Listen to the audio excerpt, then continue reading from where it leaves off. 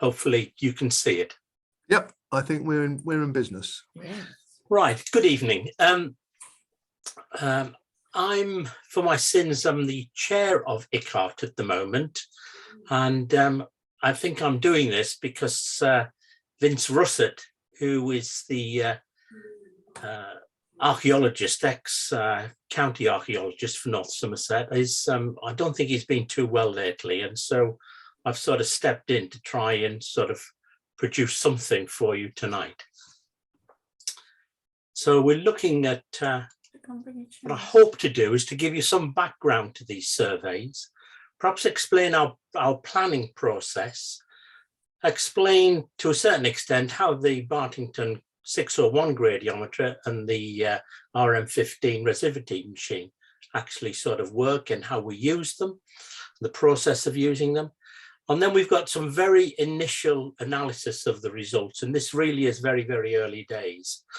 And then to move on from that, if we've got time, we'll explain a little bit about other bits of equipment we've got, which is a hydrostatic level, a bit about our excavations, and if you wish, we can show you some of the analysis of the survey of a previous Romano-British site, which was Wembrum Villa in Yatton. Well, this all sort of started with Sheila seeming to get in touch with us, and she talked about Skinner's notes on the Roman remains in Parkfields, and this is sort of an image of Skinner's notes, which I believe now are held in, I think it's either the British Library or the British Museum, mainly. He was the Reverend John Skinner, vicar of Camerton, and I think in those days, vicars had quite a life because you usually had a curate, I believe, to do most of the business within the church. And he was an amateur antiquarian and archaeologist, travelled quite extensively across sort of the North Somerset area. And unsurprisingly, I found out that he'd actually committed suicide by shooting himself. Just an aside there that I thought I'd put in. Trying to read the note that he's got is really quite difficult, but it was obviously that there'd been found some sort of, he'd put down here, brown, red, black and Samian ware found in Parkfields. Also some Pennard roofing stones and coins. The coins, I think, were just simply lost. They've never been found as far as I'm aware, but it's reputed that they were Roman coins. Now, the other thing that Sheila told us about was Siobhan's survey in Excavation. And I've put on this slide here sort of some of the grids that Siobhan surveyed. If you sort of keep those in mind, they're quite different in character from the sort of the results that we tend to produce from our RM15 equipment. These are resistance results, and they're quite sort of pixelated. Probably the differences in the software, I would imagine. But from the photographs, you can see that she did excavate some substantial trenches, 2 substantial trenches, and one of them showed this particular wall. Now, obviously, it was going to be quite a bit to sort of push this further to see whether you could see whether the wall actually returned in any place. On the other issue we've had in trying to relocate these 2 trenches is that the plan of where these trenches are was sort of linked to some fixed points. And certainly 2 of these fixed points were telegraph poles. And since that time, the poles have been replaced and put in entirely different positions. And again, some of the triangulation was over huge distances from the far corners of the field. And so we really have struggled to sort of find these. We spent a whole morning with a team trying to find these 2 locations, but we weren't really satisfied that we had. So when we're planning a survey, we often sort of do look at the LiDAR. Now, this is the sort of basic LiDAR that I might look at, and you can actually see at the top middle there, you can see the sort of flatness of the lake. And then coming down, you can see where we're now working, which is, Blagdon 1. Sorry, Blagdon 1 is here. We're now working in this field here. I don't know whether my mouse pointer's showing accurately here, but below it, this is the field that we've sort of completed, the one which is on the slope and just below the public house. Now, we've now got a new member who's really into using these geographical information systems, the GIS systems, and this is what he's done for us at the moment. He's taken the LiDAR images, and he's probably taken the raw data from the Department of Environment, and he's been manipulating this, and he's raised the contrast. As you can see in this sort of left-hand image, the dark lines, well, the dark areas are depressions, and the paler and white areas are slightly higher ground. Now, if you then superimpose, for instance, this is the 1885 OS map over the top, and you can see that the LiDAR, more or less, the dark lines coincide where the hedges have been grubbed out to produce this much larger field. Now, he's going to do some additional work on this to see whether we can actually zoom in and find anything more of any interest. And he's also hopefully going to do something like that with what we now call Blagdon 1. This is actually, sorry, this is a mistake. This is Blagdon 2 LiDAR. He's already come back with some work that he's done on Blagdon 1 to tell us that there is a very, very slight mound, which is about 16 feet in diameter and about 16 inches high. Sorry, not 16 inches, 6 inches high. So it's really quite subtle in the landscape, but it seems to coincide with some sort of circular feature that we found. So I think we'll probably be trying to explore that somewhat further. Hopefully, he thinks that there will be some high resolution LiDAR released in April. And if that's the case, then we may be able to do some more work on both Blagdon 1 and Blagdon 2 to see if we can reveal anything further through this LiDAR. The pre-planning, I tend to do the initial pre-planning using either Google Maps or Google Earth, and then we superimpose on top of this a suitable grid. Now, I tend to work with the gradiometer team, and the grids that we have are all 30 meters square grids. And we normally need to try and arrange them so we're either walking either north, or we walk south, or we walk east, or we west, but the direction is fairly important. So I use one of the graphic design programs I have, either Illustrator or Affinity Designer, to actually superimpose a grid over the top, so we can sort of maximize the number of full grids that we walk in any particular field, and try and minimize these sort of partial grids that we have to do with something called mirror and return. You'll notice on this one here that the yellow line is our baseline. And these points A, B, C, D, E, F, etc., those are all GPSed. So we can find those points again if we have to go back into the field again at some later date. As we do the survey, we actually record which grids we do on which particular day. And this is the sort of image that I would send across to Chris Short, who takes all the data from the data loggers on each of the machines. And he does the initial analysis, and he also produces the results for us. by putting this through a piece of software called Terra Surveyor, which is not a cheap bit of software. I think it cost us about £5,000. So the results are sent to him, and he will then superimpose them onto the grid. But this is what I sent him week by week to record. Where you see, for instance, there is some smaller text in the grid.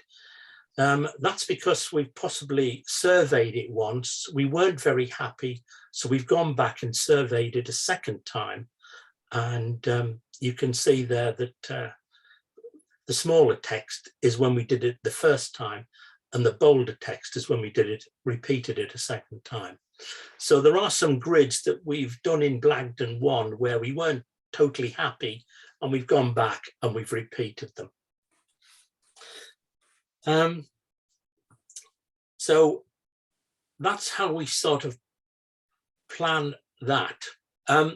This is Blagdon 1, as you can see, the field we've been working on. The grids are laid out, and in each of the corners we have white poles, and we have run tapes, 90-meter tapes right the way through, say 3 grids.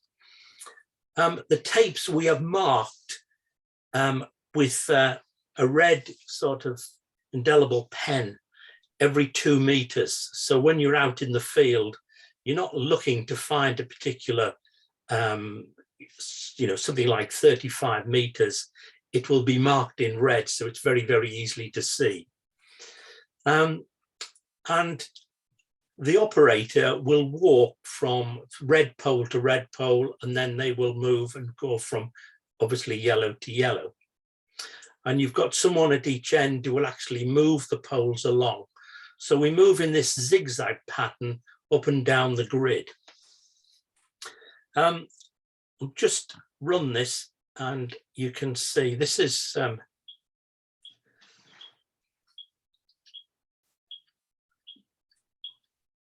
so this is Ferdy walking for us.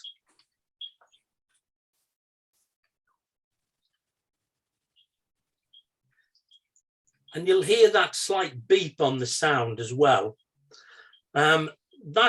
Because that little beep comes on 31 times, and by the time he gets to the end of it, he should, when he's hit the tape again, there should be a double beep, and he knows that he's walked at exactly the right speed.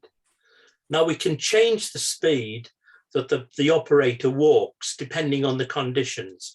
And because here we're working across fairly rough pasture, and it is also uphill, we probably drop the speed down somewhat. If we were on sort of very flat level ground, we would probably put the speed up. You'll notice that someone's come in now to actually move that pole. And as the operator gets to the far end, the person moving the poles will move back about 5 meters to ensure that anything that they've got on them that's magnetic is not going to affect the results. And the other thing, of course, the 2 people on the poles check is that the operator is walking in a fairly straight line as well. That's fairly important. So that's a bit about how it's done. Oops, sorry, let's hit again, and we're through. Right, these are the radiometry results from Blagdon 1. And you notice that I put a little 3D version on the left-hand side here. I think the 3D version, probably looking at your results, is not of great importance.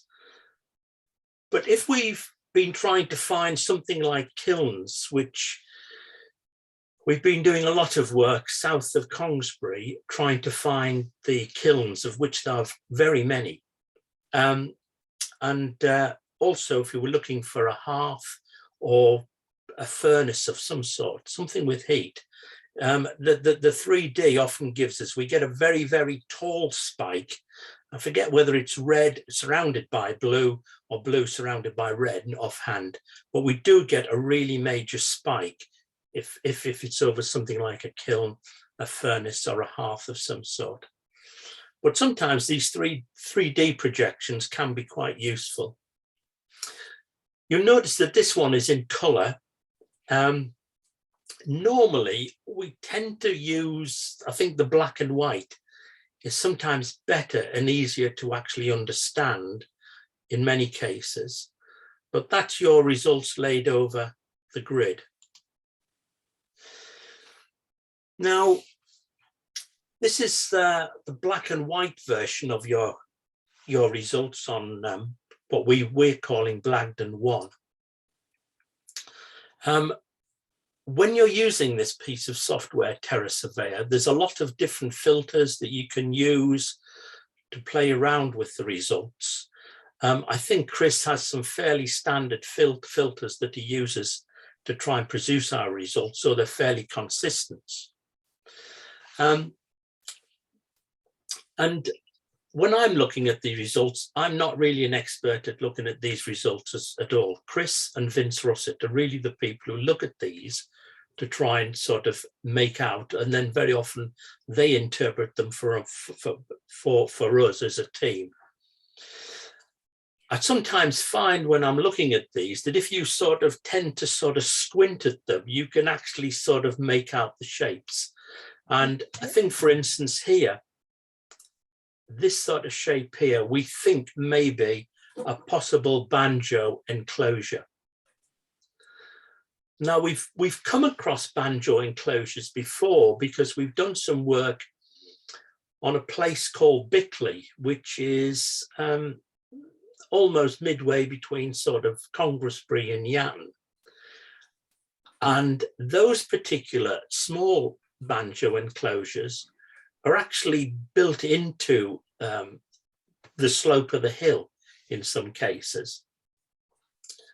And we've surveyed those. In fact, we've surveyed them with our RM15 equipment. We've also surveyed them with another piece of equipment we've got to produce a sort of three-dimensional image. And in the very early days, before I joined and before we had this equipment, we actually did manual surveys, and these were all drawn up beautifully by some of the people who were the founder members in the early days. So this banjo enclosure is a possibility. We've also sent this particular image to, I think it's either a professor at Cardiff University. One of our members, Ian, has retired from the police force at, I think, the age of 50, and has now immediately signed on as a student to do a degree in archaeology at Cardiff. And he's part of the team that comes out on a Thursday. He's shown these results to lecturer, professor, and he too thinks, even though the results that we've got here have got quite a bit of noise in the results, he still thinks there's a good chance it is a banjo enclosure. We've also going to send this to someone else at Cardiff University to get a third opinion on this as well. So hopefully we might have that, maybe possibly by tomorrow when we all meet up, we might have a better idea. But interpreting the results of these things, I find, is really a rather mysterious, dark art. It's, you've almost, at times, I've been shown countless times what to look for, but it's very difficult indeed. Oh. Here is some of the, what we think some of the initial things could be. We can see the banjo enclosure up here. It's just quite subtle, I think, here. And as I say, these could be from anywhere from around sort of 400 BC to 43 AD. It appears that very often you do get Roman set, buildings will set up very near these enclosures. So these areas are being reused. I don't know whether this shows up particularly well in this bottom grayscale image. This is one by John Gator of Time Team fame. And you can see quite clearly, I think, here that you've got this sort of shape of the banjo. And there's some sort of, obviously, whether these are pits within it, I'm not quite sure, but certainly that's one. And what we've got here, I've just found this example of a banjo enclosure, obviously showing up within the crop marks and then possible pits within it. And that one's amazingly clear to see. On this other section that we've took, there appears to be some sort of rectangular sort of features here. I can sort of make out this one. I'm not quite so sure of this, but Chris has been looking at this and thinks there's possible rectangular features here. Whether we could tie up something like that to where Siobhan was doing her trenches, I'm not entirely sure, but I think we're going to have to go back and possibly have another look at that.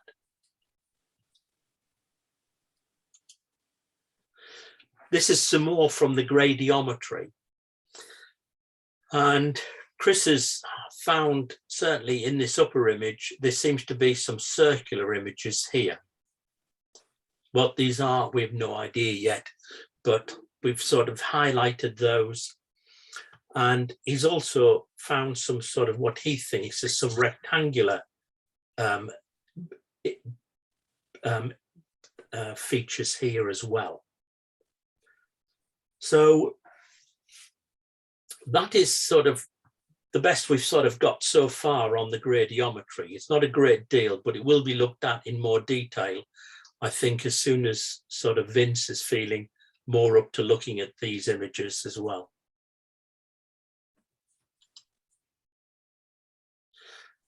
The other thing that's come up is on the images here, we've got some sort of strange question marks that Chris is looking at these things and sort of wondering what these could possibly be. So there's some question marks about that area. And I think here he's looking to see whether any of this is possibly a trackway of some sort that's sort of showing up. But, oh, sorry, can I go back one? Do apologize. And then in this situation here, we've definitely got some linear features that run diagonally here, and we seem to have got some here as well. So I know you're looking at them probably the same as me and wondering, it just looks like an awful lot of black and white sort of noise, really, but it will sort of be slowly sorted out, I think, between Chris and Vince as to sort of tie down some of these things. So that's where we are with, sorry, let me go forward. So when I showed you the planning for the 601 Radiometry, we use a baseline. Now, very often the 601 team goes in first into a location and starts the survey. And sometimes if we then find something significant or something of interest, then this is the RM15 resistivity survey. That team will then go in and possibly target a particular area, but always with reference to the initial baseline that was set up. And this shows, on the left-hand image, we've got part of the team out there on Blagdon 1, busy working away. And on the right-hand image, of just sort of showing you how we actually set this up. We need to mark off a 20 metre by 20 metre grid. And we lay tapes sort of across two opposite ends. And then we lay tapes running right across the grid at every 2 meters. Now, this is a relatively slow process to survey these particular grids. The machine is tethered, as you can see, and we need to sort of hold the cable up. In this case, we've got 2 probes, which are moved every meter, and you will hear a bleep when they've made contact and the data's been recorded, and then you simply move it along a meter forward, and you repeat that, and when you get to the end, you turn around and you move back along the other side of the tape. So this is the what we call the RM15, and this is a resistance meter. Now, this is a close-up of the meter. This is a resistance meter system. This sends the electrical current through the near surface, and it measures the resistance to current moving through between the 2 electrodes. And the data is recorded in this particular data scanner. You also see the orange cable there that not only links into the machine itself, but this particular cable is wound out to be about 30 meters away. And it has 2 probes, and these 2 probes on the end of it, the electrodes, go into the ground a meter apart, and they provide us with a sort of background resistance. So we have some sort of standard that we're expecting, and then the results are sort of based upon that.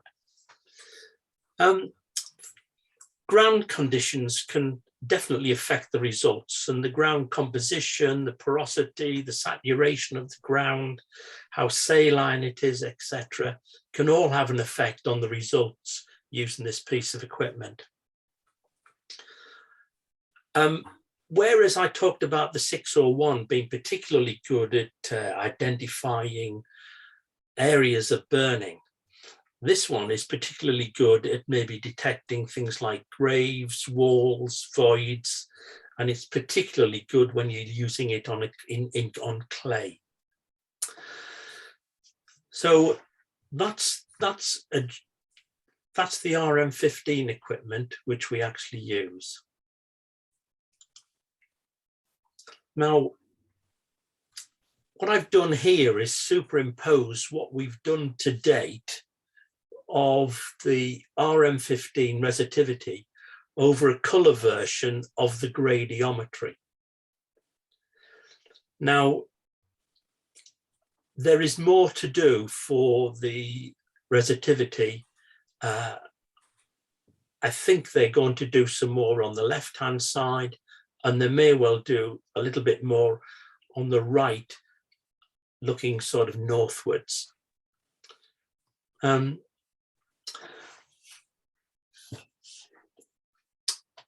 I tend to do this because by overlaying it, sometimes you can get some sort of correlation.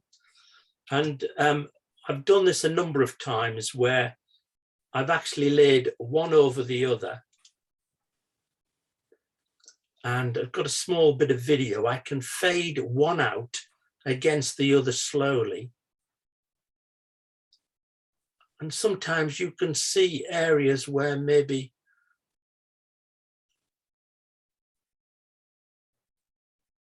the 2 possibly get some correlation between them.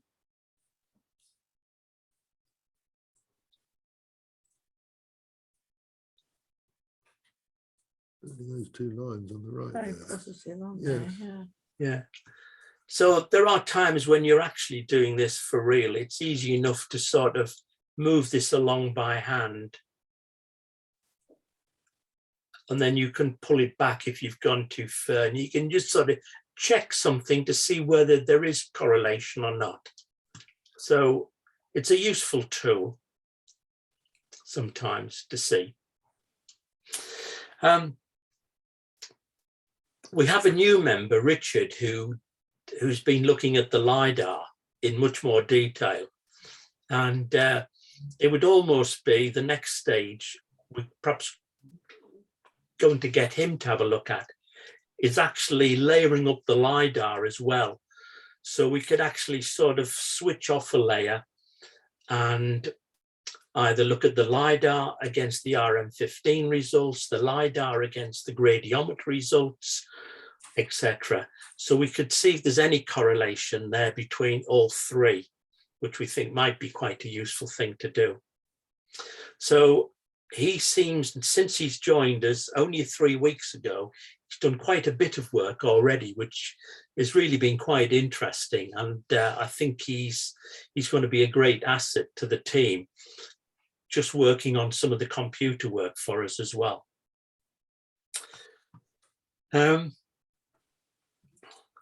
So that's the resistivity. Now, these are some of the initial results that we've got for the moment, as of the 3rd of February. There are some, obviously, as I said, more grids to actually do to try and complete this. And the other thing we were talking about last week was maybe we need to target some areas of interest and try and produce a high resolution using maybe 10-meter square grids with a half-meter sampling. Now, we did this recently at Woodspring Priory. We've just finished completing a survey at Woodspring Priory with a license from Historic England, and that finished at Christmas. And the team actually did part of the work there. It took much longer, but the resolution was surprisingly so much better. The other thing you can do with this piece of equipment, you saw that there were two probes, two electrodes going into the ground. You can add an extra couple of probes on. We have some sort of outriggers that come onto this bit of equipment, and that gives us 4 electrodes.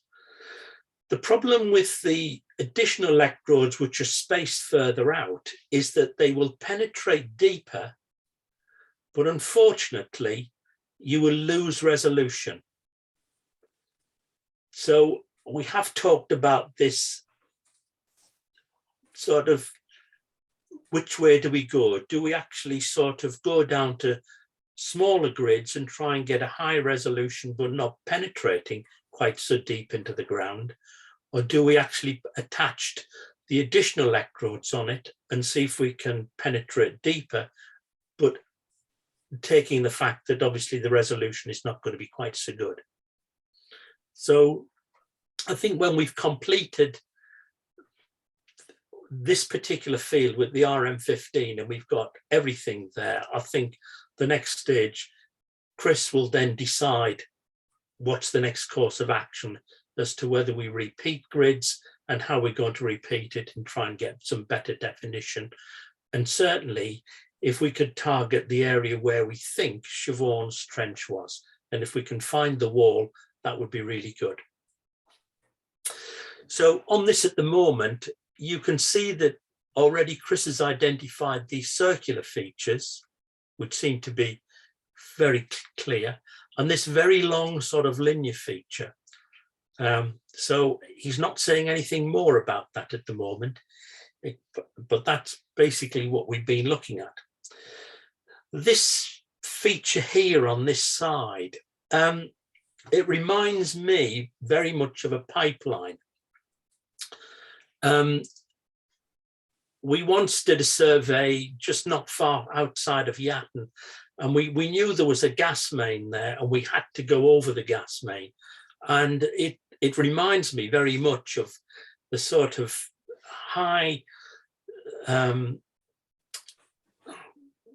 it's just this sort of image here. And certainly on the gradiometer image, you can really see this very, very strong signal. In fact, even when we were doing it, we were getting readings of 100, sort of what we call plus 100 and minus 100. If I just backtrack to the 601. At the end of every grid, we actually take some data which is recorded, and we take what we call the maximum, the minimum, and the mean. And those are recorded onto a sheet. Well, actually, now it's recorded straight onto an iPad. And we collect that information because when we do the formal report, that information has to be there in the formal report. It's just good standard practice. So as we were doing it with the gradiometer, we had some very strong signals on this left-hand side. And the RM15 has also picked up this really strong signal, as you can see. And I do wonder whether it's some sort of pipeline that's gone across there. Possibly Sheila might be able to tell us whether they have put a pipeline through there or not. But that's my feeling at the moment. So where are we at the moment? Well, we need to complete the RM15 survey. We may need to survey some target areas at high resolution to locate this wall. The analysis, when we've got the whole of it done, will be sort of analysed by Chris and Vince, and they will come up with what they think is actually there. In the meantime, the gradiometry team is going to continue surveying in what we call Blagdon 2, which is the field below what you can see going up towards the lake. And as we move further down the field, probably the RM15 team is going to come into that field and continue to follow us down towards the lake as well. The final report will be written by Chris Short and Vince Russett. And then once that is written, and that could be quite a few months off yet at the moment, that will be submitted to the landowners of Holt Farm and you, the Blagdon Local History Society. Right? So I'm sorry I haven't got much more to report in the way of finds at the moment, but that's really as far as we've got. And I think we're relying on Vince to feel somewhat better and get over his illness before he starts with Chris to do the analysis.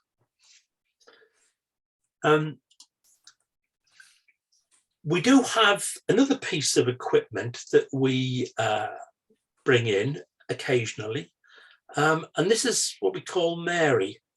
Mary is, we bought this piece of equipment and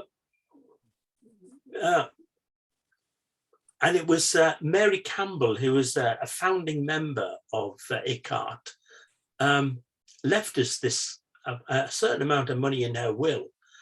And we had a previous piece of equipment called Fred, which I think was what we nicknamed it Fred because it was a field research elevation device. And then this new one was now got a data logger on, so we call this Mary, which is, I think it's a multi-use archaeology research yardstick. Basically, this piece of equipment can measure heights to within a millimetre. And I don't think there are an awful lot of archaeology teams actually using this. They're probably more relying on LiDAR, but we found this really useful to produce some particular results that I'm going to show you here. The bit of equipment, we do a reference. We have a small plate which is placed down near the grid we're doing. That gives us a reference elevation. And then we take measurements roundabout sort of, well, it depends. It's very often sort of every possibly quarter of a metre. Sometimes it's every half metre. And we can produce these sort of profiles, which are quite useful. And these are fairly recent from some work that's been done up on the Mendips, trying to track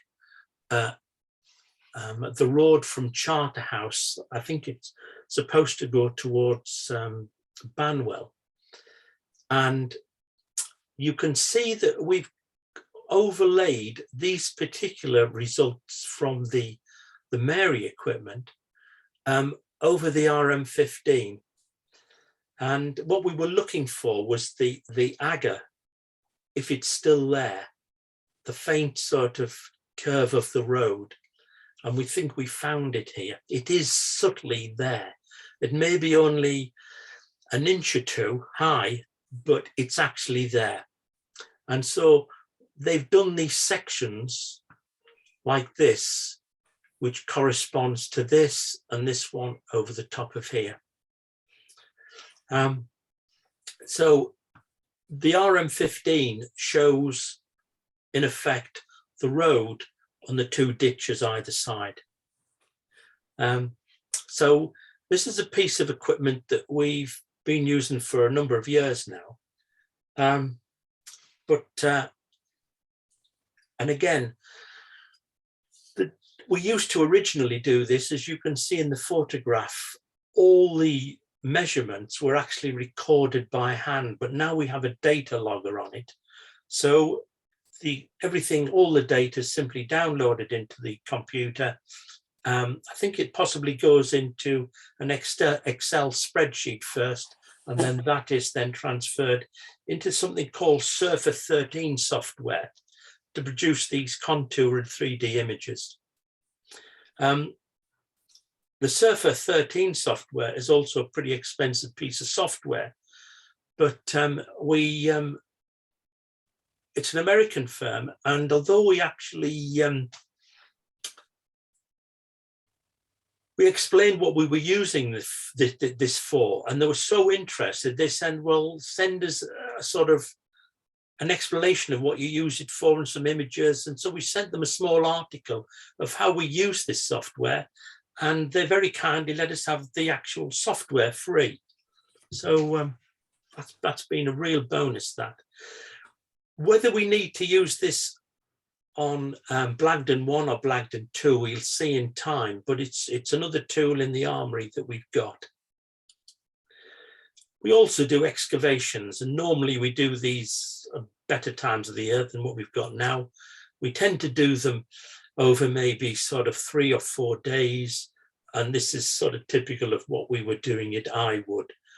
Hopefully we were trying to refine the remains of a mill down by the Congressbury Yo.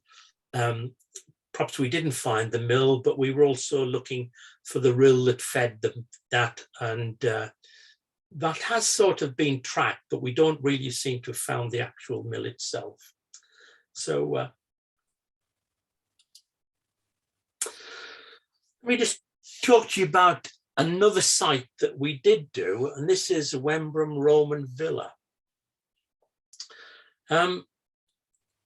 This villa was sort of excavated in about 1884. There was some farm labourers were digging trenches for drainage, and they stumbled across, they did actually damage part of a floor, and they pulled up some tesserae and they realised that it was a mosaic floor. Anyway, it was excavated enough that they could actually draw a plan of the basic walls.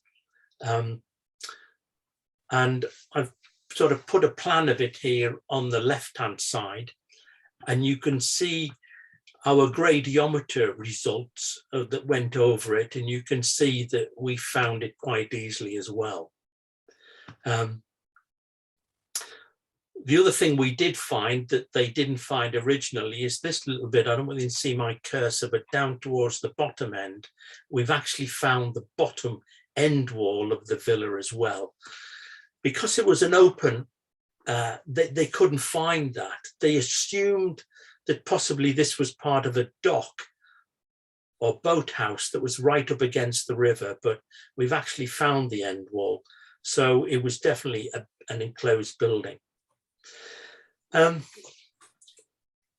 If you look at the right-hand side here, some of the things that we found, you can probably see the villa quite close. Here it is, quite close to the actual river itself.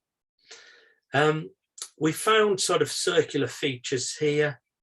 We've found, obviously, we think there are walls there, so this possibly could be extensions to the villa. There's certainly a piece here, which is definitely a right angle triangle, so that could be a piece of rectangular wall that we think we found. Vince has identified some features here, which I find very difficult to interpret personally, but he insists that they're not dissimilar to a bathhouse that we discovered on a Roman site at Lufton near Yeovil. And you can make out, I think if you squint, we've got this double bank here and a ditch. And we've definitely sort of got that, the remains of that. We used that previous piece of equipment, the Mary equipment, to do a profile across those banks, and it's so we do have that. And then we've got some other circular features here with some very, very high resistance. Now, the original scheduled area is very, very tight around the villa. It's so this whole field, most of it is not within the scheduled area.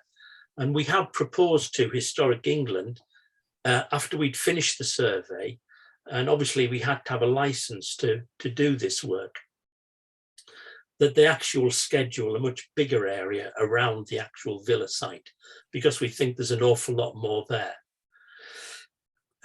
We also had to have a sort of quiet word with the farmer, because unfortunately, he had one of these big cattle feeders that was right on top of the villa and was starting to erode some of the stonework. There's a little bit of stonework that was revealed, but since that seems to have been covered up.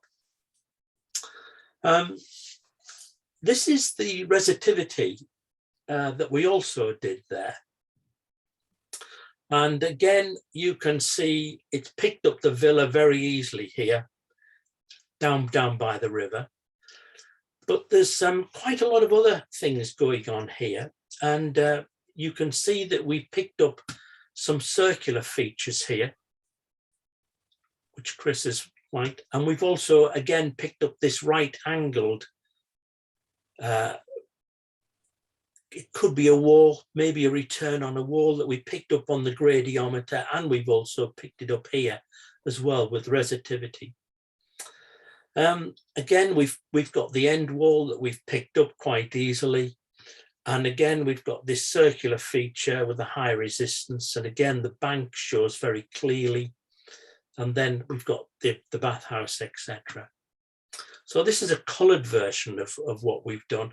But as I say, normally, I think Chris and Vince tend to very much look at the black and white versions.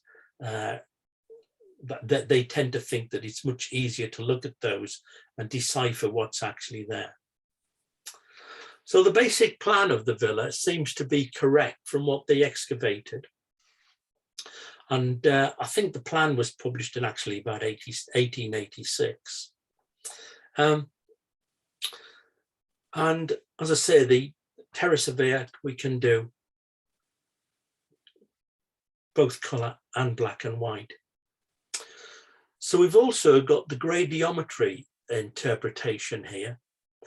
And as we said here, I was talking about that the site is currently protected as a scheduled monument, but really only a fifth of this whole area is actually protected.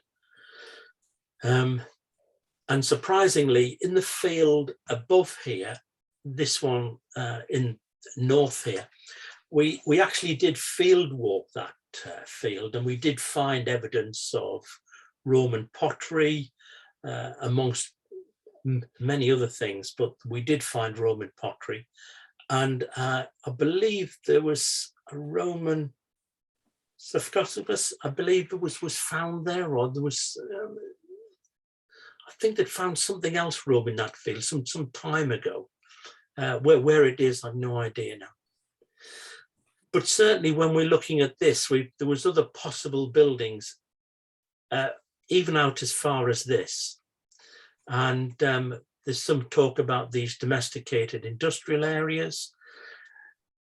The other thing that Vince was very keen to look at was these areas here. And he's sort of almost convinced that these circular blobs, wondering whether it's part of some sort of garden, some sort of formal garden.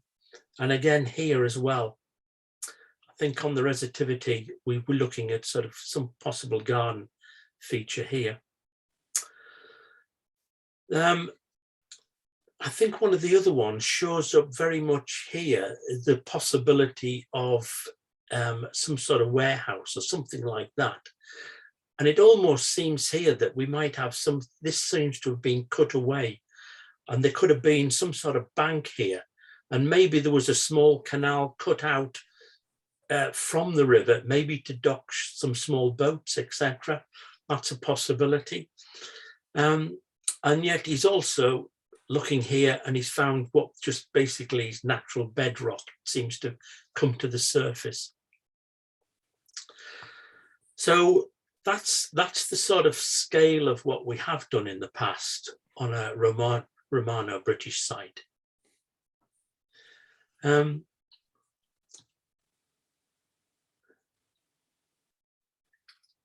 If I just come and show you a little bit more of, I mean, we think that the people who actually lived in this site were obviously fairly sort of affluent. This is a little bit of the wall that's showing. Unfortunately, this was being eroded by the sort of cattle feeder that was on it, and the cattle were around and moving it all over the place, and it's revealed some of the wall, which is in some cases not that far below the surface. This is now being repaired, and the whole villa, if you walk there now, you probably wouldn't see anything now whatsoever. But the mosaic that they found in sort of 1884, this is a drawing of it, so it's really quite of what they found. So it really was quite ornate. And I'm not totally sure whether that's still being carefully buried or whether it was actually taken up. Interestingly enough, we found these couple of tesserae when we were actually field walking the villa site during a pre-survey visit. So these cropped up and were on the surface. So yeah. There seems to be some sort of entrance on the north side, and that leads to some sort of inner and outer hall and possibly bathing apartments at the back, the speculation. And we also thought we found a possible trace of a staircase, maybe leading to some sort of upper story. So that's some of the things that we've speculated on through our particular finds.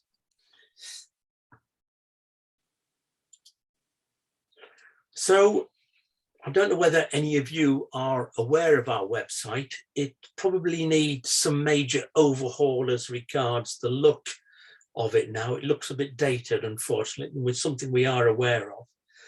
But the most important thing is there are over 150 archaeology reports by us that are available there.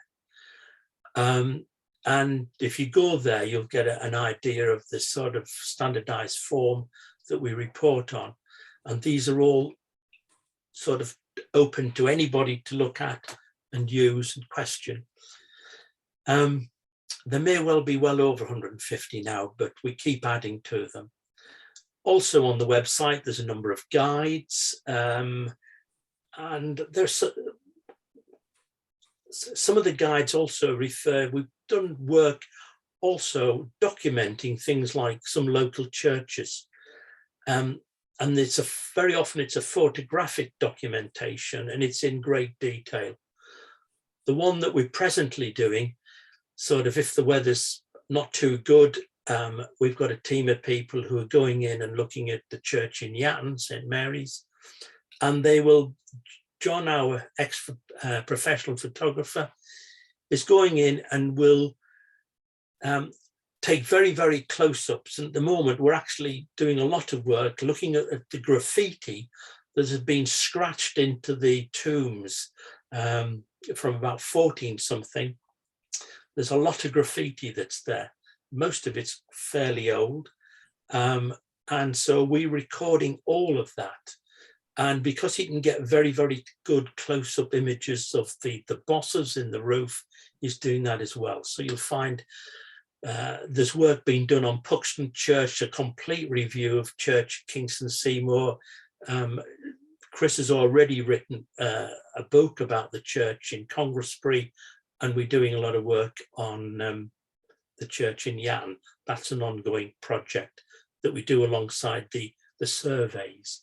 You'll also find bits about news and events. We have newsletters that we publish sort of around about 3 or 4 times a year. There's other information on the equipment we use, and there's a lot of links to local and regional history and archaeology groups. And very often it's also links to groups that we've worked with before, because we've obviously, we're doing work for you now, but we've also worked with local history groups, both at Limsham, Banwell, and places like that. So yes, we don't just confine ourselves closely to Yatton, although when we did apply for the lottery money in about 2009 to buy all this equipment, it was very much focused on us doing work very locally, and certainly one of the big drivers was finding and exploring the pottery industry around Venus Street in Congsbury. But we've moved on beyond that, although every now and again we go back and we do some extra work about that. So I don't know what I'm doing for time and whether I've managed to get 45 minutes in. It's a bit of a quick run through, but I hope that's perhaps explained a little bit of what we've actually been doing in the fields of Blagdon.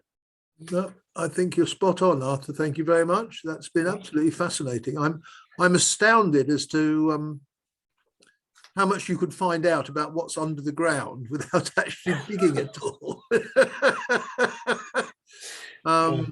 Yeah, if you think back, poor souls a few years ago, the only thing they could do was to dig down, whereas you could obviously do a huge amount of preparatory work before you even start putting a spade in the ground or anything like that. Yes, just make you bigger. No, that's yes. Fine. Yeah, sorry, I'm with you now. No, you're fine. You're fine. No. Absolutely fascinating.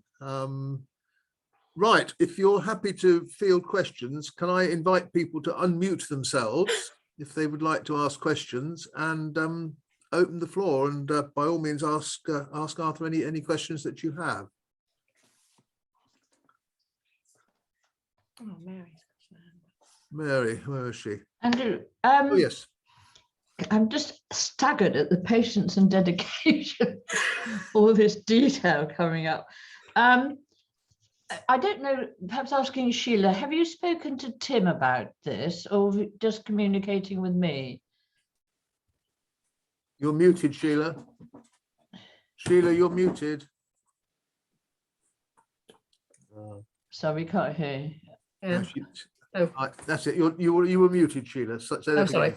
No, I haven't been. Sorry, I've been sort of communicating via Adrian Fenton, largely. Oh, you have? Yes. Right. Only. Yeah, and John will. Sorry. Sorry, and Sheila's spoken to John as well. Yes. Right. I didn't realise you were on. I was just going to say about the pipeline that you think is coming down, because that's probably the sewer from that part of the village to join the sewer that came through from Ubley to the Blagdon treatment work. So there's definitely, it would be a reasonably big one down through more or less where it looked as if that line was. Right, thank you for that. Yes. And then there'd be other drainage works taking the surface water across, I think, probably, but perhaps below that Blagdon 1 field. Yes, I mean, it'll be interesting if we pick it up in Blagdon 2. I don't think we have so far, but it might have gone through, crossed the road and gone over in that direction. But to me, as soon as almost on the first week, we had such huge max and minimum, I just thought this has got to be something like a pipe work. The thing about the gradiometer, perhaps I didn't explain, it picks up differences in the magnetic structure. So if we look at the magnetic field, it's looking at any changes compared to sort of, you know, what is the natural magnetic field. And the equipment is amazingly sensitive. If someone's accidentally done a grid, but they've worn their glasses, you can see very clearly when we get the results back, because there's these sort of marks. And their glasses may be plastic, they may be titanium, but the little pins that hold the arms, if they're steel, that's it. You have to redo the grid. Amazing. It's amazingly sensitive. And when we, so the operators have to scan themselves, and that little beep that you heard as when I showed you the bit of video of Ferdy walking with the equipment towards us, that beep, you have to sort of scan everything on you. And it's amazingly sensitive. I mean, we once found Ferdy had a minute little electrical screw in his pocket or something that he'd forgotten about, and he picked it up instantly. So it's a really sensitive piece of equipment. We have to be very careful, which is why the people who are using the poles need, as the operator comes towards them, they stand back about 5 meters, because they may have their car keys in their pocket and goodness knows what else. So you just need to make absolutely sure that it has no effect on the readings that we're taking. Yes, so as soon as we got at the end of the grid and we looked at what it was max and minimum, and they were so huge. And then when I saw the results, I thought, well, at the pipeline, and I think you're probably right, it possibly is something like a sewer that goes through. It's of great disturbance anyway. So thank you for that. Any more? Unmute yourselves before you go speaking, sorry. What is a banjo enclosure? Well, I'm not sure what they were used for, but they seem to be different sizes. The ones that we found up on a site at Bickley were really quite small, and they were almost, they were difficult to detect because they're actually into the a very slight slope. The area that they're on is actually quite high, and although it's all wooded now, which makes the survey particularly difficult, originally that was probably just open grassland, and it was mined for various minerals. We're pretty sure it was mined for iron, because just below the site at the bottom of the hill, where they now built some new houses, we found what we thought were extensions of the kilns we'd found at Congsbury. But when the architects came in, the archaeologists came in to review the site before the houses were built, they discovered, because they invited us in to show us what they'd found, they'd actually been puddling iron. So but the banjo itself, I'm not sure whether they used them to enclose animals or not. Certainly the ones I think we found up on Bickley are not just sort of a ditch and an embankment, but they seem to be sort of partially constructed of some sort of odd bits of stone as well. But these seem to be from around 400 BC, right the way through into the sort of, at the start of the sort of Roman period as well. And I think you do get, as far as I'm aware, we do get different sizes on. So the ones we found have all been relatively small, but I believe you can get some quite large banjo.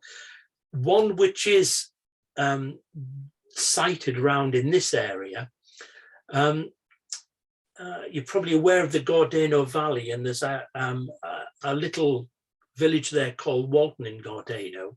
Mm-hmm. Just above that is Walton Common, and on Walton Common there's definitely a much bigger banjo enclosure up there. I've walked across it and was told about it, but it's still difficult to see. So yeah. I'll try and get some more. If Sheila comes down maybe tomorrow, the person probably to ask is Ian, and I think he probably gives a bit more on what a banjo enclosure was actually used for. But in some of them, obviously you can see there are pits.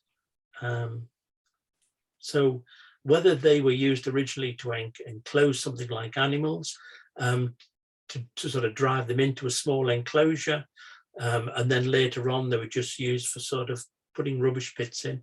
I'm not sure, but maybe Kat might be able to give us more information on that, to be honest. I was trying not to interrupt, sorry. No, we welcome your expertise. Get me out of trouble, Kat. It's a funny one, because when I was doing my undergrad and even my PhD, it was always the kind of Neolithic and Bronze Age and medieval, and anything in between I wasn't interested in. And since doing this job, it's pretty much Iron Age and Roman occupation and activity that I'm dealing with. Banjo enclosures, mostly small usually, and and very sort of exactly like a banjo, and they kind of have a funnel on the end, so you would assume that they would be sort of stock enclosures and you'd be driving them in. Exactly. But in a lot of them you're actually finding settlement activity as well. House platforms, and the pits are going to be for storage and for rubbish, that sort of thing, but they're really poorly understood, and there are quite a few, but again, the sort of the function, the date of them, and the kind of the chronology is again really poorly understood. So there's the one on Walton Common, but there's also one near Westbury as well, off sort of Deer Leap, Priddy, Ebergorge way, and that does have a bit more of a sort of bank, but the one on Walton down, when the brambles are clear and the sort of livestock have been up there and sort of grazed everything to the ground, sort of towards the end of the summer, that's the best time to go up, because you can see a slight earthwork bank and walk all the way around it, which is good. But and I was just going to say, with the linears that you're picking up off the edge of the possible banjo enclosure, it might be that they're actually coaxial field systems, so sort of late Iron Age, early Romano-British. Right, I'll mention that. Yes. Just a thought. They are sometimes associated with banjo enclosures, but you know, knowing that you've got Roman pottery from the site as well, it's a possibility. Actually, once you mention it, I am aware that there are some banjo enclosures where they've actually found bigger ones, where they've found a roundhouse or two inside them as well. But it does make sense that would be very much used for stock, because you're sort of driving the stock into the narrowness and then into the enclosure. It seems obvious, really. And it's probably likely that they were sort of seasonal features as well. And when I was doing my undergrad degree, I was looking at upland settlement in the medieval period in mid Wales, and you've got that kind of the homestead and the sort of the winter home and the summer home, and the kind of transhumance through the landscape of overwintering animals in sheltered areas, and you've got them up on the kind of more exposed areas in the summer, and that's potentially, you know, something that could be associated with banjo enclosures as well. Oh, right. I was going to ask, are they particular to this part of the country? But it sounds as though they're not. They're not. No. Dorset, Hampshire, Cotswolds, a few in Wales, and then they kind of get less and less as you sort of head down towards the outer reaches of the southwest. But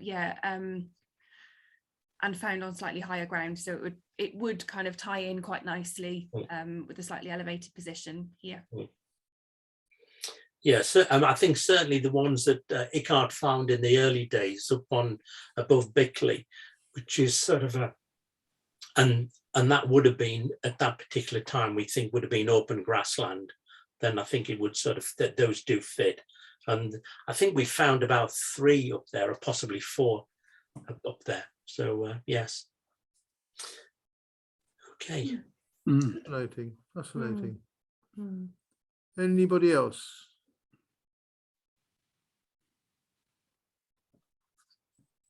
Claire, are you trying to say something? Or yes, unmute yourself, Claire, and then unmute.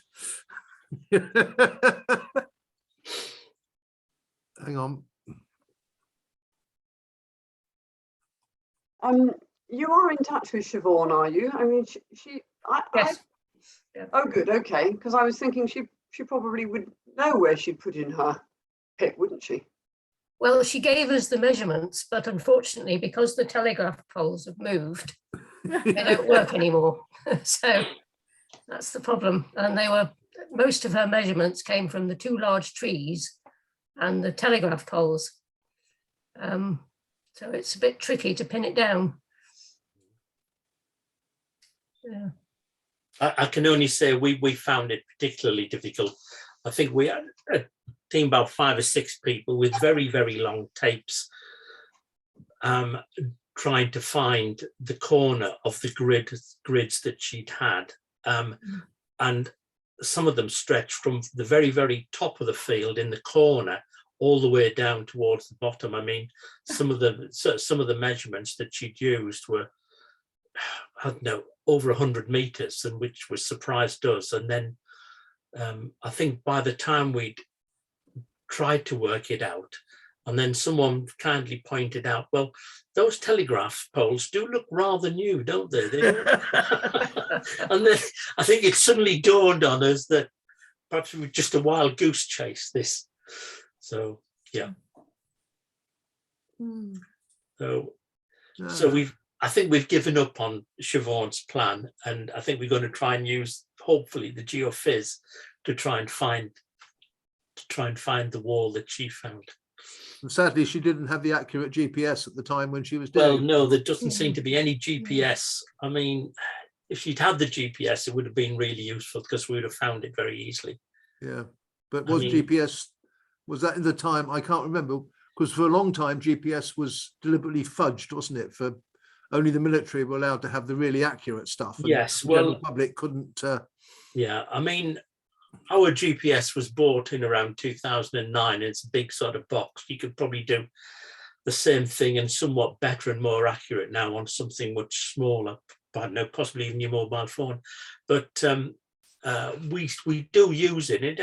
It still is very useful. While we were on Blagdon 1, we have to, for the gradiometer, we have to set up something called a quiet spot, which is a reference position from where each time we go onto site, we then can actually adjust the gradiometer each time we go on site. And we have to find a so-called quiet spot. And when the operator is finding the initial quiet spot, we've got a screen in front of us on the gradiometer, on the log, and there are 2 sort of numbers which fluctuate. And you need to be able to sort of move forward one position, move back, move to the sides. And in each of those positions, the number that you initially start off with and then you move should only vary by plus or minus 1. Right. So sometimes you might have a number of goes at trying to find this so-called quiet spot. But once we found it, we actually GPS that and mark it so we can go back to the same position, and then we can then set up the gradiometer every time in exactly the same position. Right. It actually leads you, once you go into adjusting it, it sets you up. You have to face north, then it makes you turn south. Then I think you go east and then west, and you have to invert the machine, and then you have to go back to east and south and north again. It makes you do this sort of dance while it sets itself up.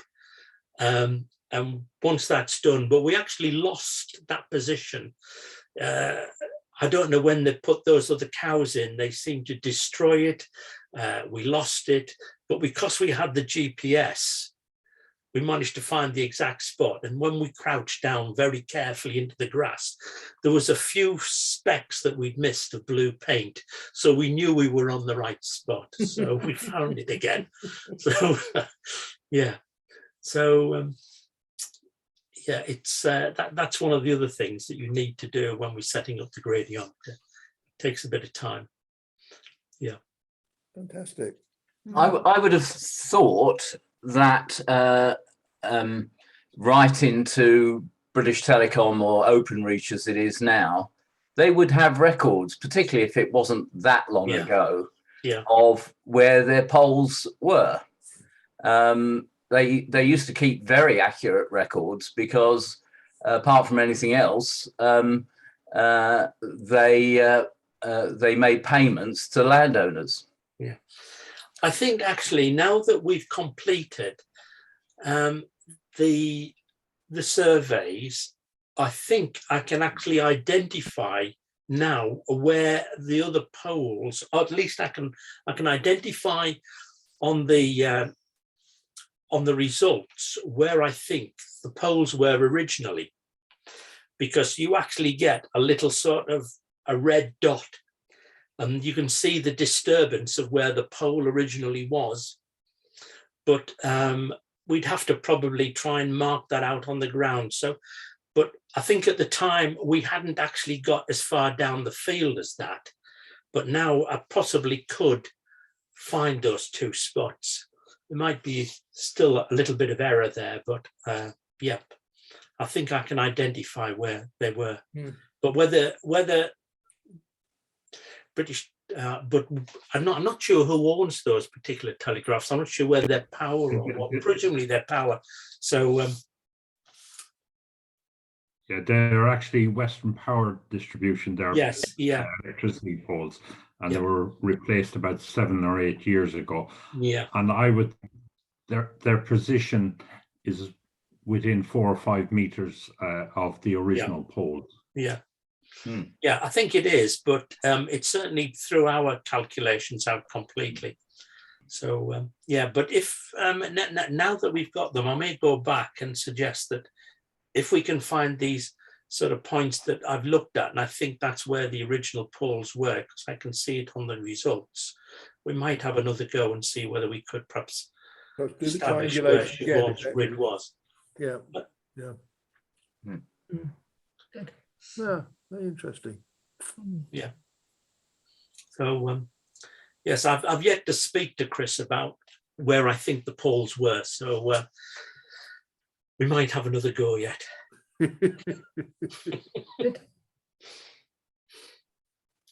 Amazing. No, really, really good. Fascinating. Thank you. Anybody else?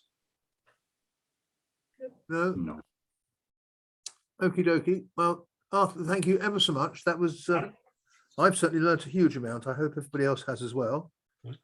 Thank you very much indeed. Sheila, I don't know if you want to say any more.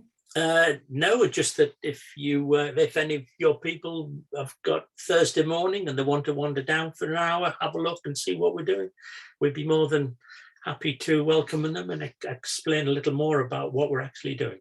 Yeah, that would be interesting. That would be interesting. You know, and just like to say thank you to Sheila. She's been a really good sort of link with Holt Farm, and yeah, so that's been very successful. And thanks to Adrian and John for being so supportive for us. Yes. You know, it's been brilliant.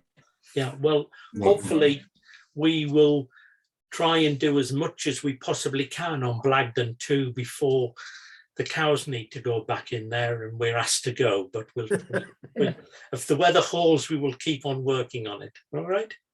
Brilliant. So Brilliant. thank you very much. It's been so sometimes it's good to get out of your own area and away from our own sort of projects that we keep on going back to and pursuing, but to get out and do something else. And to be honest, it's a beautiful site down there.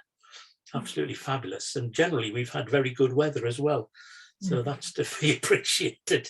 I don't think we can claim we can claim for that one, doing anything about that, but I'm glad it's been good. Yeah. Yeah. Smashing. It's Anyway, called thank you very Dry much. January. Thanks, John. Very good. Yeah. Yeah. Thank you. Okay. Thank you very much. Okay, Thanks thanks very everybody. much. Thank you. And, Good night. there will be a recording of this, which we will send out details of in the fullness of time. Won't take too long. Okay. Okay. Thanks everybody. Thank you again, Arthur. Thank It's been really you. good. Yeah. Bye bye all. Goodbye. Thank you. Thank you. Good.